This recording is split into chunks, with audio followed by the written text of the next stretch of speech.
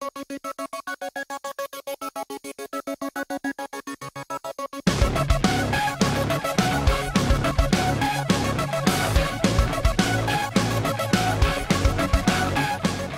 to My Morning Fix. I'm your host, Benjamin Hilborn, and today we'll be continuing the Youth Are Awesome series, profiling prominent individuals in the Calgary community. Today we have my friend and outstanding social entrepreneur, Sam Gregory, with us. Sam. Hey, Ben. How's it going? Good. It's good. Yeah. All right. So, I know you from school. Yeah. And you're the leader of the Scarlet for Global Aid group within Scarlet. Mm-hmm. You're also very involved in various other programs such as Band and Light Up the World. Yeah. What else do you do? Well, outside of the stuff from school, I'm actually a part of an organisation called Save Our Fine Arts. And I helped kind of start it a year and a half ago. And basically we advocate for like excellence in fine arts programs throughout Alberta. So, yeah. Okay. So what kind of things have you been doing through Save Our Fine Arts? Save Our Fine Arts, well, mostly we've been kind of connecting, people in the fine arts community with, Alberta Education and the Calgary Board of Education, and making sure that the fine arts community's voice is heard and within education, and to, I guess, really make sure that anything, all the fine arts are seen as a kind of like a key point or key component of any education for all the students. And on January 25th we had a meeting with Dave Hancock, who's the education minister in Alberta, and yeah, that was really successful. We had about 700, had over 700 people show up, and we had a discussion panel, and people from the Calgary Board of Education and the Calgary Catholic School Board were both sitting on it, so that was really beneficial. And since then, one of our key social members has been asked to sit on a board within Alberta Education to discuss education in the future. So we got a foot in there, and within the Calgary Board of Education, we've had two of us, and myself included, asked to be sit on a fine arts task force. So we're definitely talking about fine arts. So there's really some progress in actually saving the fine arts. Yeah, well, maybe it's not so much saving the fine arts anymore, because they have technically been saved. That what we originally saw was going to happen isn't going to happen anymore. Okay. But now it's okay, how can we build on what we've already got and make it better? And with the economic situation and how much funding the school, the education is getting in Alberta, how can we still build on what we already have and make it the most outstanding program we can have? Yeah. So, Just for some backstory, what was the original situation?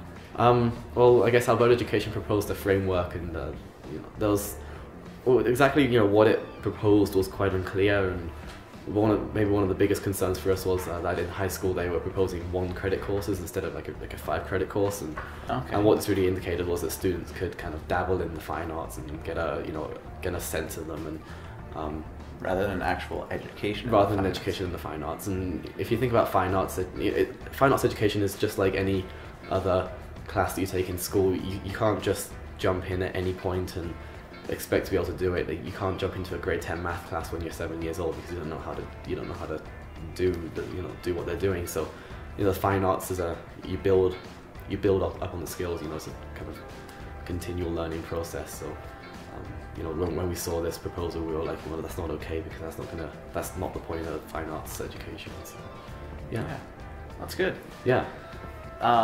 As well as being part of the founding pieces of, I guess, Save Our Fine Arts. Yeah.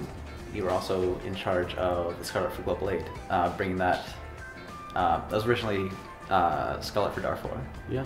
And you have always been at the head of that.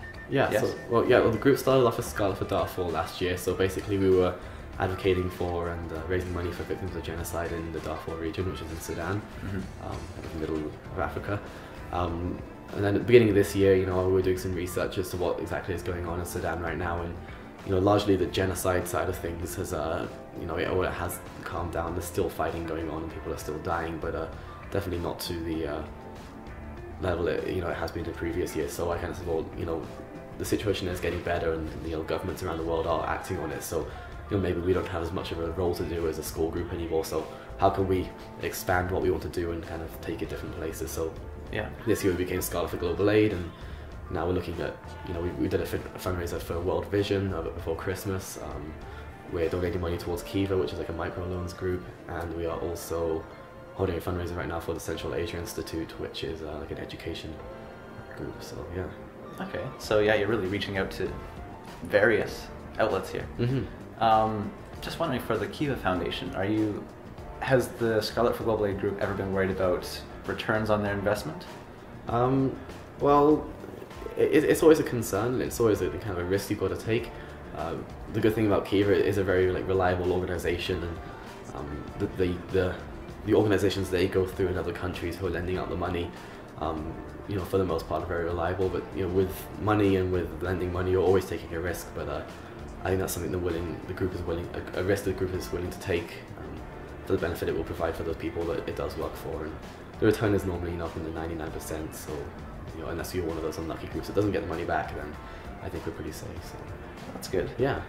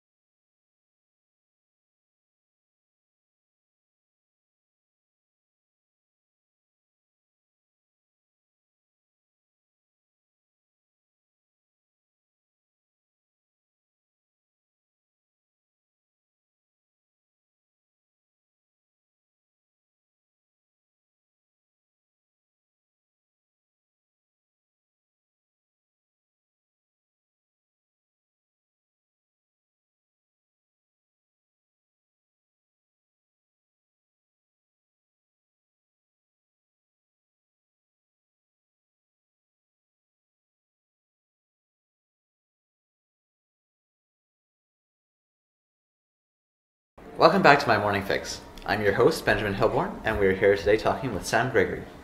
So Sam, before we stopped for a commercial break, we were talking about all the different things you're involved in. We have various organizations inside and outside of school. Where do you see yourself going with that? I really, next year I want to be studying international development in university.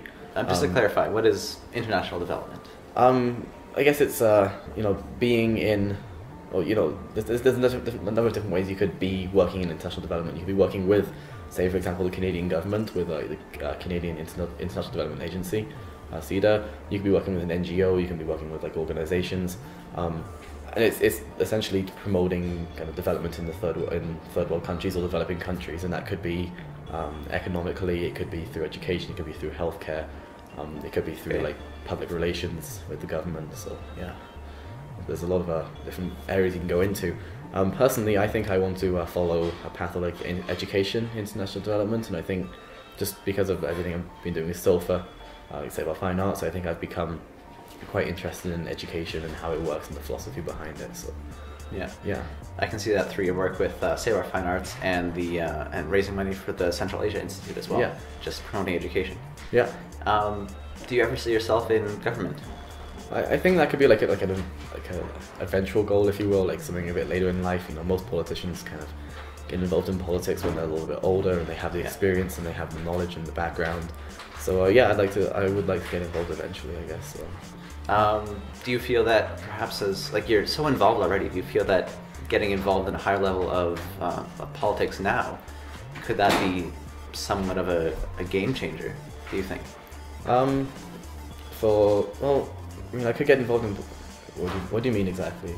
As in, like you said, not all politicians. The majority of politicians are well along in their years. Yeah. They have all the experience. But they also have all these ingrained philosophies and these sets of beliefs that may or may not be true, but it's something that they will fight to the death for, and they're in a position to guide our company. Well, it's interesting to say that because there's actually a new party in Alberta right now called the Alberta Party, and essentially what they're doing is they're trying to like renew democracy and get people involved and really try and work instead of having a policy for a political party and then having to change it based on what the people are thinking. What they're saying is, okay, what do the people really want, and basing their policy off of that. So I've actually become involved in that recently, and it is really interesting, and I really like what they're doing. So becoming involved in politics at this age, and if I go away to university next year and say Ottawa and I get involved in the politics there, it's definitely going to help, and maybe that's a path I go into if I do get involved enough. Maybe I do stay in politics, and I don't know yet necessarily. So just to elaborate, how are you involved in the Alberta Party? In a couple of different ways right now. I've been asked by somebody within the party if I can help facilitate with like a kind of a youth movement of it and helping get youth involved in it. Furthermore, there's somebody on the SOFA committee who's involved in writing the education policy for it, so they've been asking me for some of my opinions on that. And there's a couple of other opportunities I'm going to have to get involved to over the next couple of weeks. So I'm going to see what comes out from that. Excellent. Yeah. Just to wrap up, say, what are you doing this weekend? This weekend, studying for my test. So you're test. Yeah. You're still a high-ranking student. Yeah, I'm not top of the class, but I study hard and I do fairly well. So yeah. Well, it's good that you can keep both those up. You're very involved and still keeping up your grades. Yeah. All right, well, thank you very much for talking with us today. Thank you. And it was nice seeing you. Yeah. This has been My Morning Fix. I'm your host, Benjamin Hilborn. Please continue to read Youth Are Awesome throughout our profile series, where you will see various other leaders within the Calgary community, and keep reading. We'll cut it before that, but we're all done. What a loud clap. Jeez,